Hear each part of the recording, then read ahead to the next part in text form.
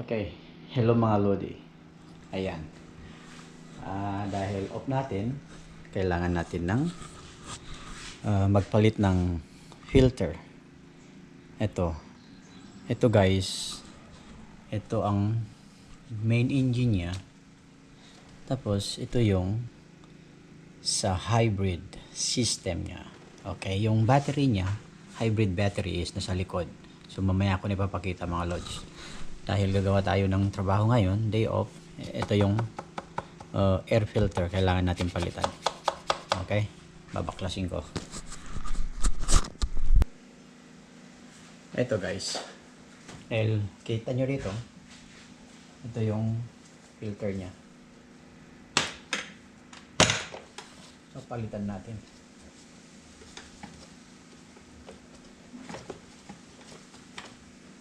Tingnan natin kung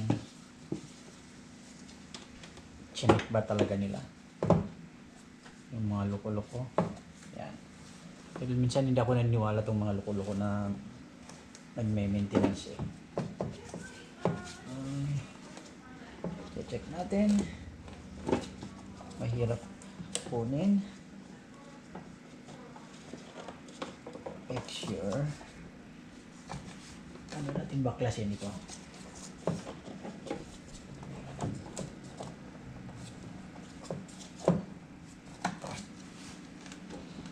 Medyo malupit ang baklasan ng ano nito, filter. Yan ang filter nito, maganda pa naman.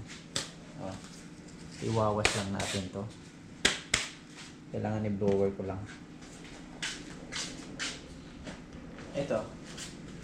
Itong ipapalit natin, STP. Okay. Oh, maganda nga. Itong papalit natin, original mga lodi. Oh, see? Itong kuha natin sa orig pa, ayan, oh. Pareho-pareho nga talaga. Okay, dahil ito ang ano natin, ipapalit. Okay. Ipapalit natin mga lods. Ayan. Napaka-basic lang to, pero pagdating sa dealer nito, ipapalit mo sa kanila. Ito daw ay 120 kasama ng labor. Napaka-simple eh. Yung presyo nila doon binibili nila naman sa Amazon. Pero teka, ilagay natin ito. See? Okay na. Okay na mga lods. Bakit na basa? Okay. Alright, fit na. Make sure it's fit, baby. Okay. Sa taas niyan, di ba? Ganyan ko tinanggal mga lods. Okay. So, balik natin. Make sure push mo doon sa baba. Ayan. Ipasok. Dahil may mga clip to both sides. Dalawa lang naman ang clip. Ayan. Pumutok na. Tumunog ulit. Set up na. Tapos na yung 120. GoPro stop recording. Ito pala guys yung EPMS natin is 2.4 liter hybrid. Ito guys, hybrid system na ito. So ang tatakbuhin nito per kilometer umaabot siya ng 41 miles yun. Tapos sa city driving umaabot na siya ng 56. Yan ang takbuhan nito, kaya medyo malayo-layo ang matatakbo yung 1 litro. Matipid. Okay, alright, umpisa na mga lods. Eto guys, ang susunod natin is yung cabin filter. So actually nandito yung cabin filter para sa air conditioning system. Yan. Nandito lang sa ilalim nitong glove box na to.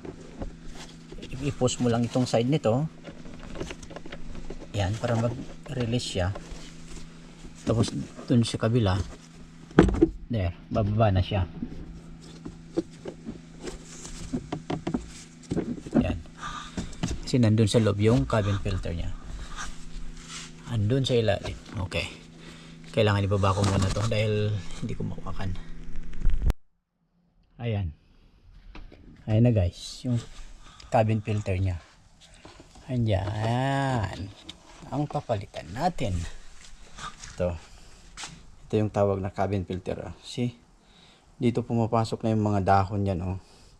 Kaya dapat guys, huwag nyo ipaparking sa mga dahon dahil pumapasok doon, mahihigop ng air conditioning system nya. Ayan. Doon siya sa galing loob. Ayan. Ito naman, ang service naman nito, kasama nito is 90. Ayan. Replacement with new cabin filter. Ayan, sa loob niya man. Ayan. Okay, so nakasave ako ng mga $250. Okay.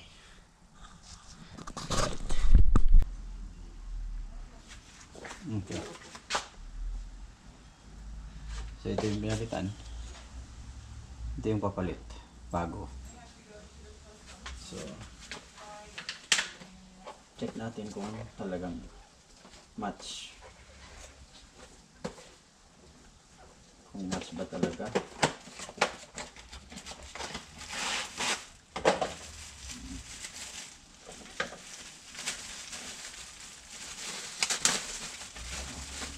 Pareho nga. Wala namang pinagbago. Yan, ito yung bago. Okay. Alright. This one is up like that. This one is up like that. Okay. So, ipasok natin.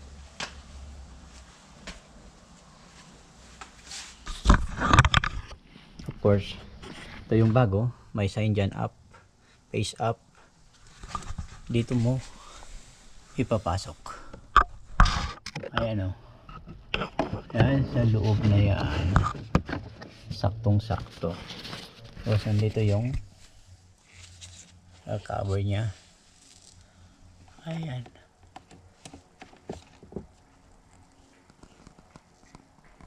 Ito yung cover nya.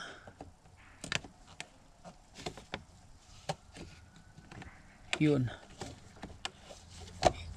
Clip lang muna doon na ganun.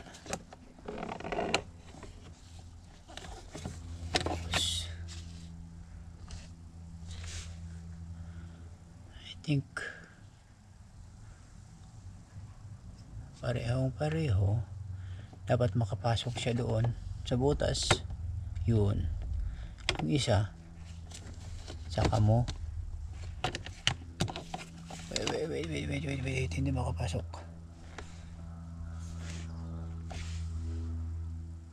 Dapat may pasok natin. Or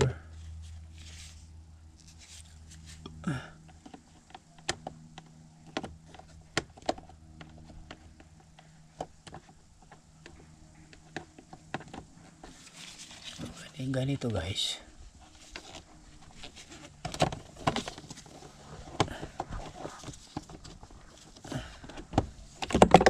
Okay, wait. Kailangan dalawang kamay. Hold on. Ayan guys. So, nipasok ko na yung pinaka takip nya. Ngayon naman ito, ipapasok na natin ito.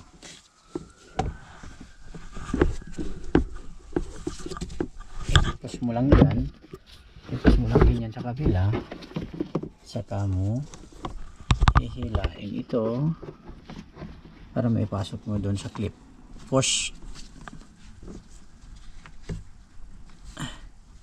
Yan. Okay. Click na siya.